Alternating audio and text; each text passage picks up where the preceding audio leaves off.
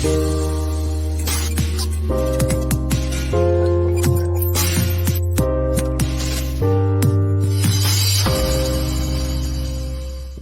going on, digital world? Welcome back to another episode of the Web Buzz Podcast. We're finally back in action after a couple weeks of being down, and unfortunately, that came because my sidekick, Mr. Google Nader himself, suddenly became homeless. Oh yeah, man! Kicked out of the house. That's right. But I'll tell you what, man, it's never felt so good to be homeless for some reason. Well, you're not only homeless, but you got yourself a new office too, don't you? Yeah. Hey, when you're homeless and you're out there trying to figure it out, I'll kind of show you what this little new office looks like real quick. It's horrible. It's terrible. But, terrible. Yeah. I definitely liked the view yesterday better. I felt a little more happy that you didn't have luxury. It was raining, folks, yesterday. It was raining. Didn't get to enjoy that view. Hey, but you know what? It cleared up for the show today, so we're good. It did. So all jokes aside, he's not really homeless. He didn't get completely booted out of his house. I mean, he kind of is at the moment, right? Kind of living the nomad life for a couple days, weeks, we'll call it. But if you've been tuning into the show, you knew we took a couple week hiatus because Roger needed to literally pack up a house, put it on a boat, ship it out of there, ship cars, figure out what the heck to do with the family. I really don't want to know what the kids are doing right now in the hotel, to how you've managed to keep them occupied to step out for the episode. But hey, you're making it happen, and pretty soon you'll be welcomed back into the real United States. Yeah, very soon, man. Very soon. We're looking forward to it. We got about 7 more days here on Guam, and we'll start making our trek back. But yeah, we're super excited to kind of join the community over there in the East Coast, Maryland area. So yeah, man, we're stoked. So real quick, I'm going to throw you on the spot. Didn't tell you I was going to do this. Bittersweet Moments coming up yet? Is it starting to sink in? What's it feel like? Yeah, no. We're starting to kind of, we kind of, I don't know, engulfed ourselves in kind of what there's to do out here. Obviously, once again, if you've been tuning in, you kind of know that I'm a scuba diver. So out here on Guam, they got amazing scuba diving. In Maryland, not so much. So yeah, that's one of the things that I'll miss. And our friends, right? The community out here that we've kind of been able to connect with and build with and just, create our own home and family. That has been, we've been visiting with different friends, and, it's always that bittersweet, man. It's like, once you're ready to go, you're kind of like, you always say, it's like, I'm over it. I'm ready to go. I know at some point or another, our family, myself, like, I wish we were back in the States, but now that the time has come, we're going back to us. Like, man, we wish we had a few more months or something. Right. But it's all good. Because I know, I mean, this has nothing to do with our show topic today, but we are going to get into it, folks. Stay tuned. We're going to dive into some really killer points around this topic of growth-driven design and what the heck does that mean? Why is it something when you're looking at your digital presence, especially on the website, right? That's kind of what we're really, really talking about today is the digital website footprint, the design of that. How does that adjust? How does that change? And some of the metrics around that. But that kind of ties into this one question that I do want to ask. As you depart out of Guam, this was a big shift for you as an entrepreneur and as somebody that went through a growth-driven design personally. Right. We're going to tie this digitally, but you personally went through a growth-driven design moment when you kind of found out that your wife was getting the orders over there and life, as you knew, it was going to shift to an island for 3 years. Just talk briefly about that, right? As the entrepreneur, how did you leverage this and use it to your advantage and kind of grow through that moment? Yeah, and you are right. This was not planned. So my notes are not around this particular question, but you are correct. And I'm glad you bring that up because I love comparing kind of business processes to other areas of life that we can actually compare to, so we can kind of see the relationship, right, and understand it better. But you are right. When my wife first got those orders, I was in the traditional corporate world. Just to be honest, I did have my side business, I've always had it for a number of years, right, on the website design and everything. So that has always been there, but it hasn't been my core, right? It hasn't been my full focus. It hasn't been my full focus in the matter that I'm tracking numbers or major that it's affecting my financial life, right? It's always been extra, right? So my corporate world was very easy because I didn't have to track anything as it was a job. But when the shift happened, very, very fast, I had to then shift my mindset, right? It's like, all right, I can't just wing it with my business anymore, right? I have to think about how I'm going to grow. And if I keep going the traditional way and treat it like a corporate job and just ignore a lot of those numbers, a lot of those processes that will make me more productive and efficient, then I'm going to suffer. This is not going to work, right? So that's one of the things where I can truly compare my situation from a traditional mindset, in this case, business, to a more growth-driven design. Because I know I throughout that process, me and you, Shawn, we were connected. At that time, we weren't partnered up like we are now, but I was working with you, and I had a lot of conversations with you, and you helped me kind of identify a lot of those areas that I needed to track. And then once I had those numbers, once I had that analytics, in other words, I was able to implement and figure out where my business was lacking, where my business was doing good, where I can leave it alone, and how to really take those numbers and make some shifts and implement so I can keep moving forward and growing. Hopefully that helps out. I mean, that's the perfect segue, right? You're sitting here talking data, numbers, metrics, which gets me all freaking excited because at the end of the day, I say this all the time. Business is numbers. That's it.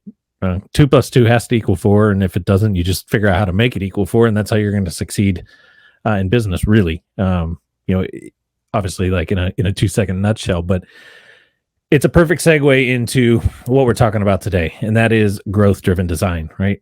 Digital, online, it's the new thing. It's here to stay. It's not going anywhere. It's advancing at a very rapid rate. And with that rapid change in the digital space, the way that companies have to market online, and this really, really applies to the smaller brands because we don't have the big dollar budgeting, right? That a large corporation has that can say, oh, you know what? Forget that campaign. Let's just go dump $1 million over on this because that's the new thing. We really got to stay up to date with it and make very intricate changes along the way to stay on top of things and stay current because we can't fall behind and just use dollars to catch us back up.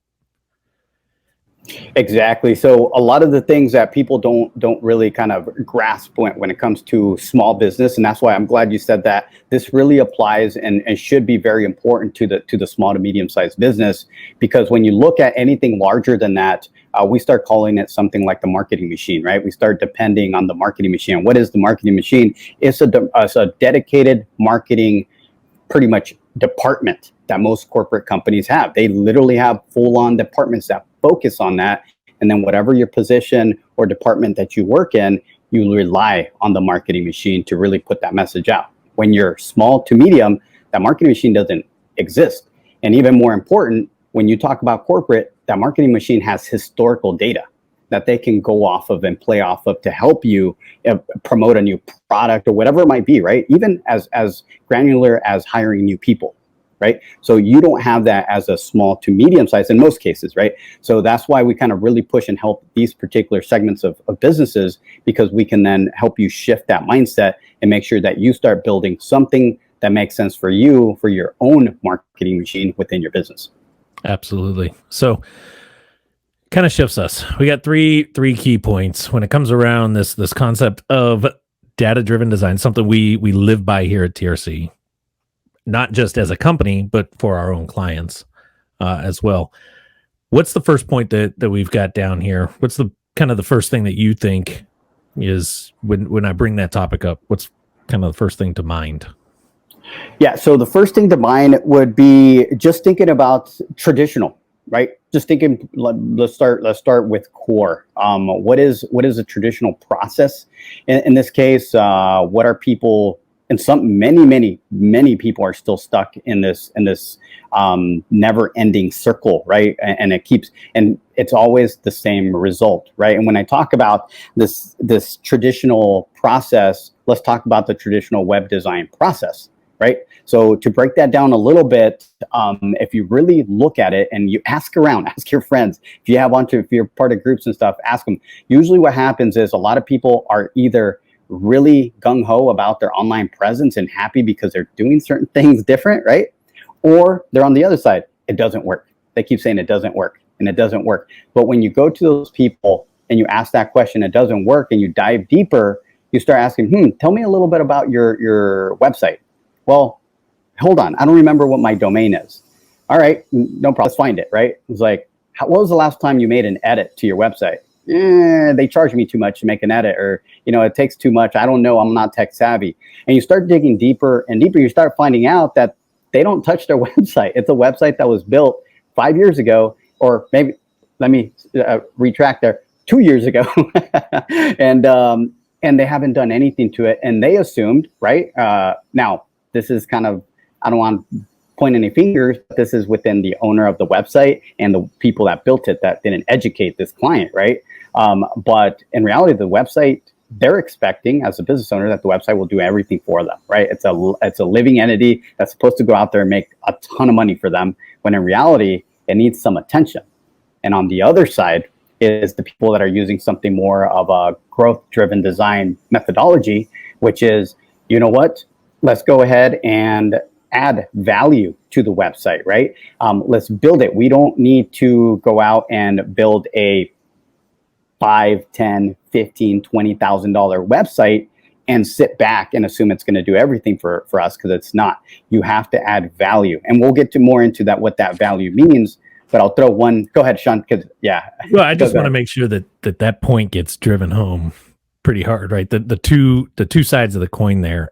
And the bulk of small to medium sized businesses, they fall on the first side of the coin, and that is, I thought I already had all of this, or I thought my website would just do it.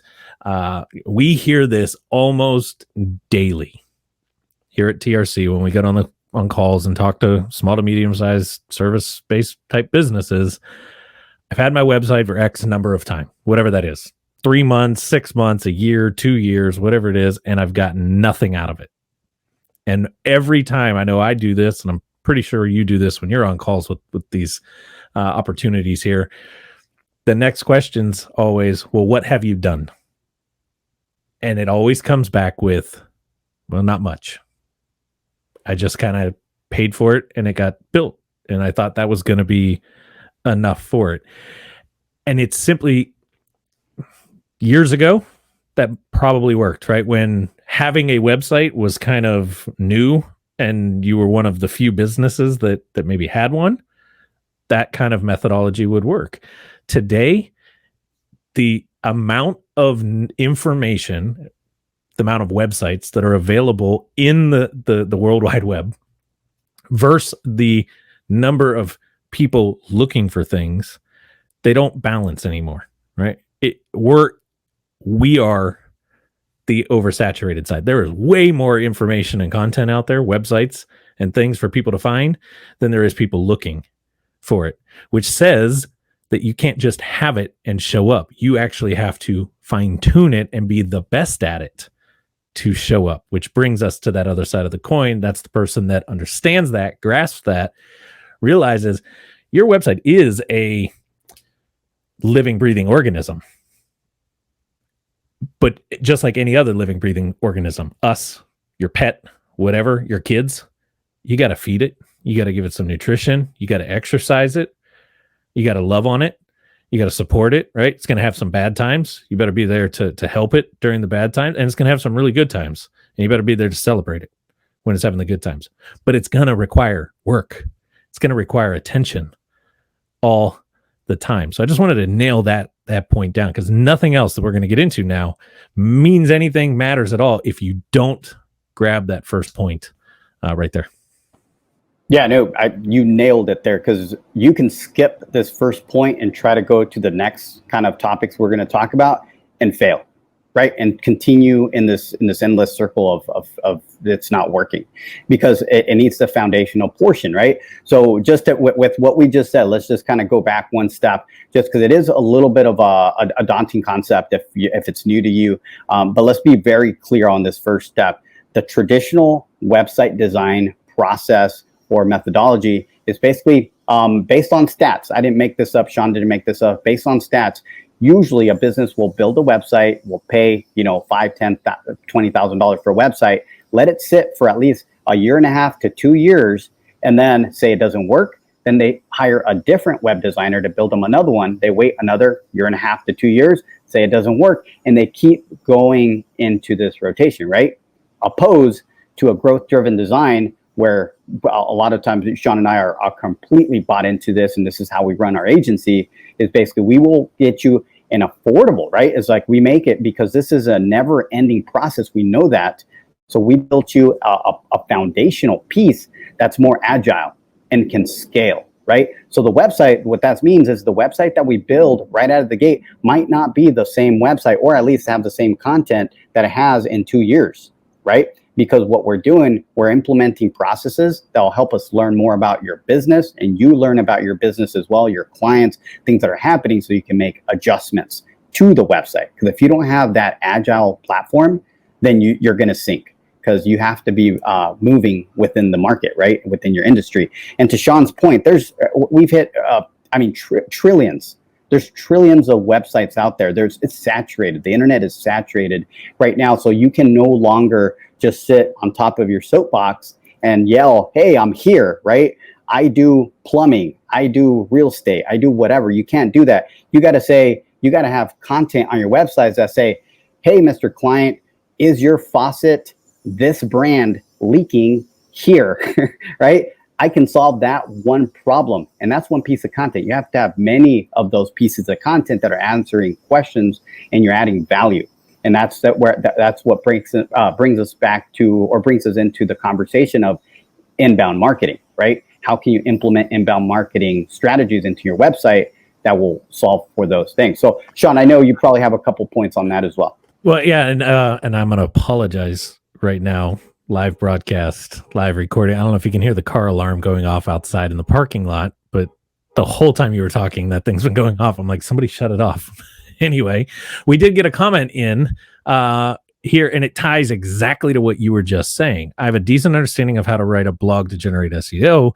Do you use the same format of information on your pages when we're talking this growth-driven design? And you literally just nailed this with the plumbing example. I didn't see if that comment came in right before or kind of in that, but that's basically what you're saying is think blogs, right? Answering of questions the same way on the pages of it. And we're going to get deeper into that when we start talking the pillars and that kind of stuff on here. But just wanted to show that comment, let you kind of weave that in. So I think we've nailed that horse down pretty well, right? You've got to be bought into the idea. You must be evolving the website consistently, right? It can't sit stagnant even a month, right? I tell our clients all the time, if we haven't seen or talked to you much in a month, you haven't really done much to your website in a month, you're already obsolete, right? You're already kind of getting behind the curve. You've got to stay kind of on top of this and in face with it, or have an agency like us that's on top of it, right? Doing some of our other service packages for you to keep you relevant, to keep you current in that piece. So from there, that leads us to point number 2. And go ahead and hit us with that one, Roger. Yeah, so point number 2 is basically very simple, right? It's just the shift in mentality for a entrepreneur, business owner, wherever you stand, personal brand, right? So it's like, because this fits into all those categories, but it's just that shift in methodology and mindset that, all right, the traditional web design, the traditional way for your online presence is proven not to work. Basically, that you do nothing. You build it once and you walk away. Don't do that. So just having that shift and the mindset that says, all right, growth-driven design. What is it? I need to add value, and not just add value. I need to add very specific value. I need to figure out what my ideal client, we call them avatars, but your ideal persona, right? People you're going after are struggling with. find the pain points and create content, individual. Don't try to write everything on one page. Individual pieces of content that will answer that one question. And you don't even have to be super pushy. A lot of people will try to sell on those pages. What you're trying to do is just create a piece of content that answers or walks someone through that process and hopefully helps them solve that issue or gives them guidance, and then possibly a call to action to another piece of content, or whatever the call to meaning you redirect them to another page within your website to continue helping them right through a journey. And that's how they start getting to know, like, and trust you as well. So just for that piece, Shawn, it's going to be the shift in mindset. 100%. Again, I mean, this is something we talk about this one a lot. There's been a ton of past episodes on this piece, but it really comes down to, I actually love, you brought this up on an executive call before with some of our other individuals. And you made the correlation between what we're trying to build on that product side to a like a Wikipedia page, right? The interweaving of content around a topic. That when you say mindset shift, that I gotta think about having all these answers around these topics that fit my ideal avatar. That immediately, that's where I go. It's like this huge spider web of value. Simply put, right? It's a spider web of value. How do you build the know, like, and trust factor? How do you get somebody to move down that journey deeper with you? You build their trust in you through your expertise, showcasing of that. Growth-driven design allows you to have that ability to be able to add another piece and another piece and another piece and interlink and tie these things together and all these elements, right? To try to build all of that at one time and think that you're going to nail it all on the very first build and then just let it sit. It's crazy, right? There's no way that we could build all of that at one time. Why? Your markets are shifting like crazy. What's happening is nobody that built a website in 2019 expected 2020 to happen the way that it happened. There's no way that you could have prepared or put the information out there for it. You had to make a shift in 2020 to get new information around COVID restrictions and what was going on with the COVID pandemic in your environment and in your industry, and what were you allowed and not allowed to do, right? And then even as 2020 evolved, there was still more that had to go. And even today, companies still have to update some of that stuff and put that on. If you're not in this growth-driven mindset already, then you wonder why nobody's showing up at your door, right? So that shift in mindset really allows you to become an expert in your field and showcase it online, tying it all together to make it kind of this Wikipedia style where somebody can get onto your site somewhere, somehow, doesn't matter where, get lost in the content in a good way, right? I don't use the word lost as a negative. Lost because they go down the rabbit trail and they keep finding breadcrumb after breadcrumb after breadcrumb to tie in. And I know I probably just said something in there that could tie into like 7 other episodes that we've done in the past. But that Wikipedia image is, I actually can't even go to Wikipedia anymore without thinking about some of the stuff we talk about there. So that's the shift when I hear it, right? That's my shift in mindset. Yeah, absolutely. And kind of just, if you guys kind of look something, it's because we are web development, web design agency that focuses a lot on SEO, right? SEO, social media, things like that. So that interlinking, this is good for what we call the UX, user experience, right? The UX of a website, just the user experience of a website. But it goes further. It's deeper, guys. It also improves the time on page for people, and the time on page reflects your SEO. Google wants to be serving up the best content, the best answers for people's questions, right? People go to Google to ask questions, and that's why these inbound marketing pieces of content that we're talking about here, the questions you're answering, the value you're adding on your website, are very important, because Google will start serving those up, meaning making them rank higher. When someone asks that question, your pages should be popping up at the top and answering that for that person. So with that, I want to go ahead and shift a little bit to our third and final point here. But the third and final point basically starts diving deeper, because we talked about the 3 pillars of growth-driven design. Okay, so these three pillars is where you really want to kind of pay attention, because now, hopefully, by now, you take some time, you start making that shift in mindset, and now you can really start implementing. Well, what does that look like? And these three pillars will help you at least guide you on what your next steps are. So pillar number one is minimize risk, right? So what does minimize risk? It's very simple. Minimize risk is just basically finding a process that will help speed up the process of getting you live, right? You might have an existing website, but you might say it doesn't work or whatever, and you're about to go into the redesign process. Take a step back, ask some questions, right? It's like, am I going to spend the next year trying to work with my web designer to get the perfect content, the perfect pictures, the perfect everything? No, you got to find an agile system or a company that works with a growth-driven design mentality, so they can guide you through this process so you can get live quickly. Okay. The other thing is, watch your marketing dollars. You shouldn't be spending thousands, the actual designers or agency telling you you have to do nothing, because that's not true. We already talked about that. So that's kind of minimizing the risk, making sure that you have a good process so you can go live quickly, and then watch your marketing dollars. Make sure that you're minimizing that cost, right? There's no need to spend a ton when you're going to continue making it edits. Now, the next one is continuously learning about your website. So it's continuous learning. So what does that mean? This is the one that Shawn loves, because this is where we start getting into analytics, right? Two things I'll point out here, and then we'll come back to this one and kind of dive deeper. But your CRM and Google Analytics are two items that I want to mention here. And like I said, we'll come back to this one because there's more to talk about the analytics. And then the final one kind of piggybacks on number two pillar, because it's whatever you learn about your website, your client, and everything about the business, implement.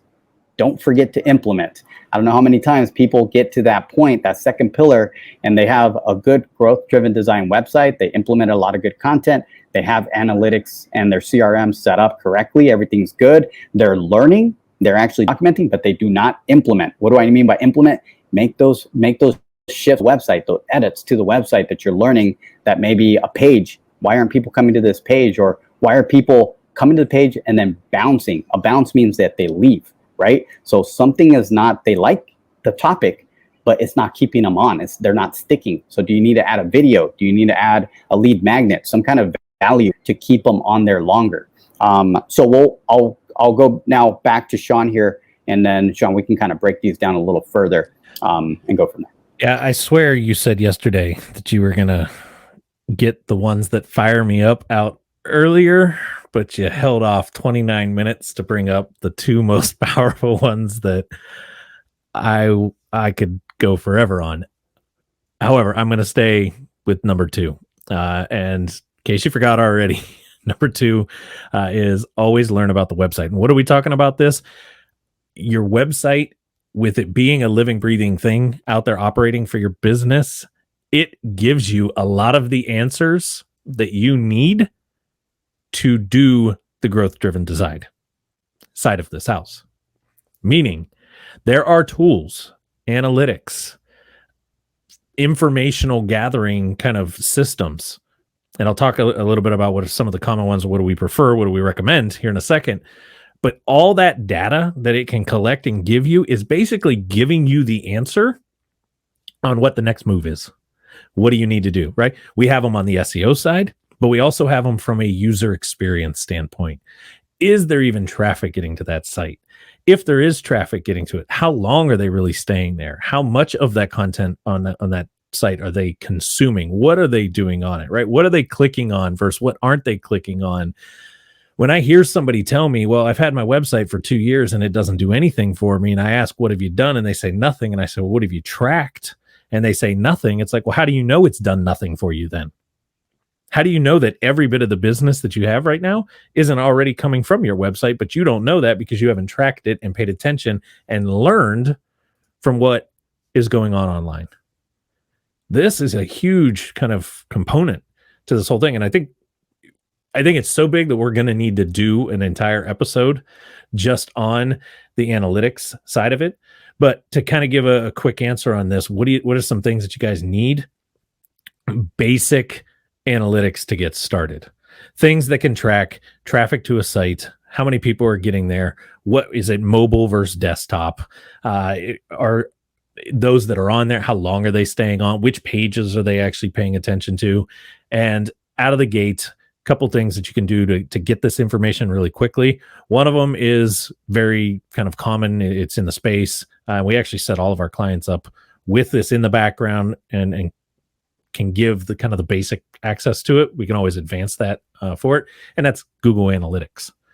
Just Google Analytics itself is okay. It'll get you started, right? There's more robust ways that we can go down that path. Things like Google Tag Manager. We're even starting to experiment and look at other platforms like Hotjar that can give us some heat maps and give us a little bit better understanding of what's going on, what really is happening, where are they stopping on the page, this type of stuff.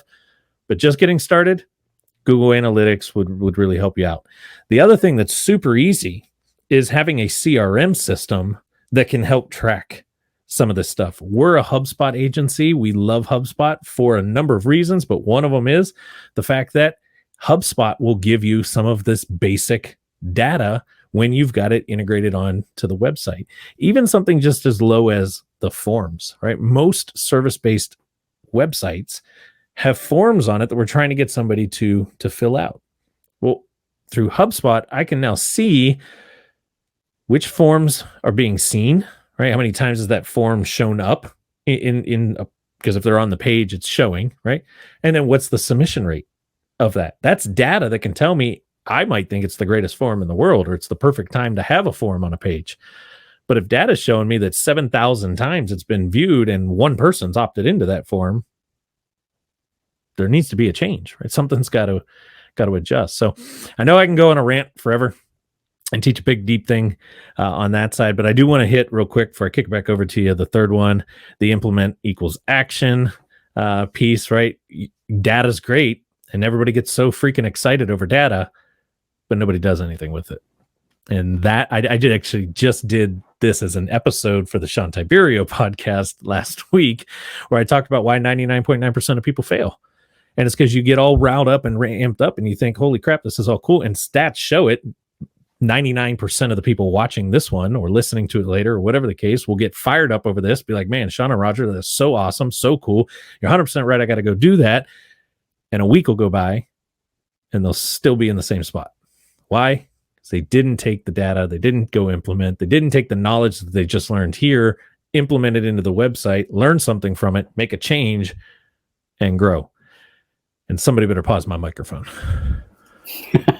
There you go. I'll take it from here. No, that was good, man. That's this is not something that we just rant here or this is what we talk about here.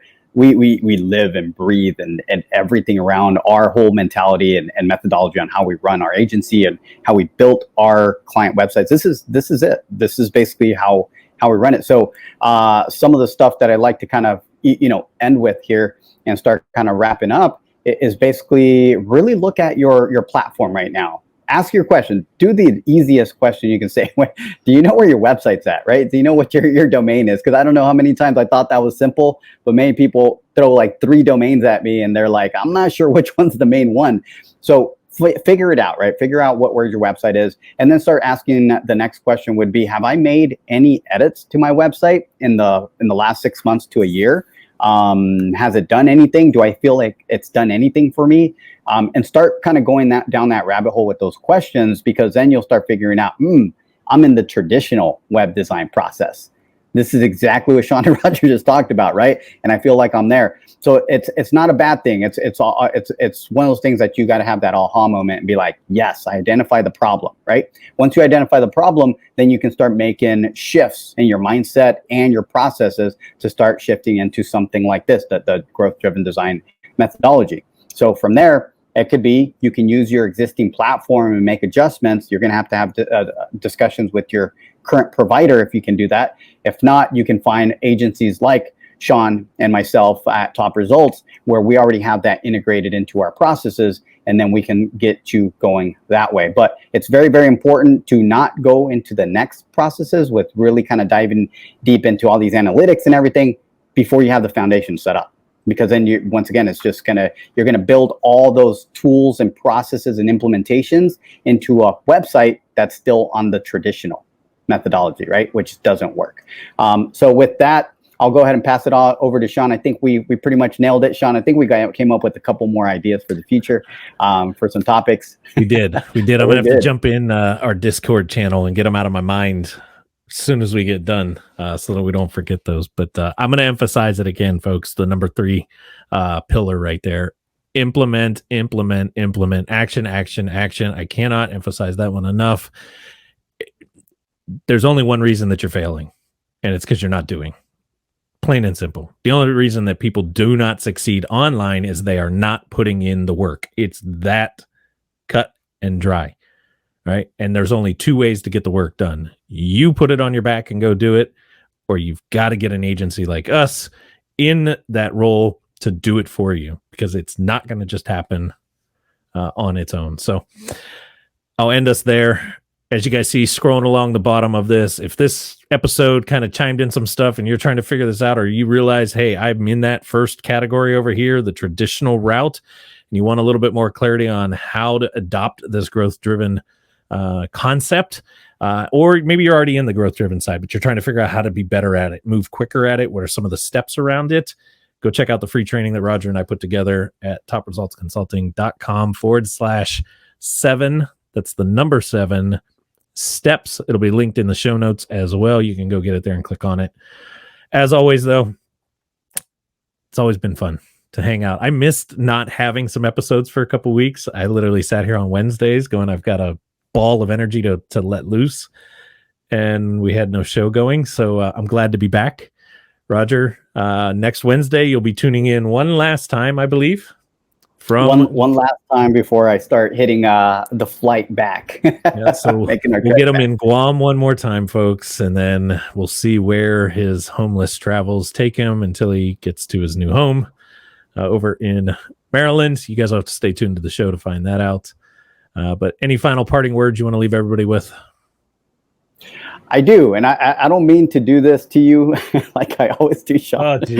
Oh, but we can save this for next time. But I will leave, because I think it does fit into this. Because we did say, hey, you're fail. You know, if you're failing, you're failing. Some of you guys are not. You guys are killing it when it comes to offline, right? You guys are rolling, but you're trying to figure out the online. This is very specific to how you do that online.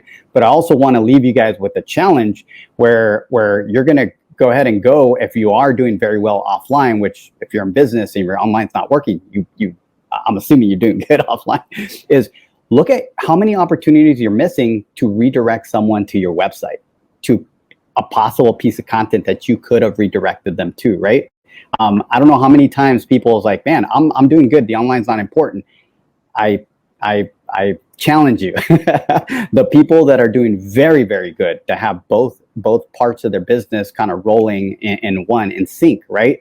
Are when they have those business conversations at events, one-on-one meetings, whatever, a podcast like this, right? They easily are able to say, hey, don't worry about it. I'm not going to go into detail, but go to my website and check out that blog post. Hey, don't worry about it. Go here, go download my white paper, go do this. And that's how the website and this growth-driven design can help you, because you can learn, implement, and next time you're on a podcast or at an event, you know how to utilize that tool. It's a resource, guys. It's a tool. Which is why he apologizes for doing that to me, because you just opened up the whole thing about your website being a sales and marketing tool. All right. You guys let us know in the comments. You want us to go deeper into some of these topics? Shoot them in the comments. Let us know what of these topics are resonating really well, you want more of, whatever the case, so that we can get them in front of you. That's kind of what we're here for on it. So as I say every single week, and I will continue to say it forever, because truly believe it and truly wish nothing more than the best for everybody out there. Until we talk to you guys next Wednesday, here's to your success. We'll catch you guys later.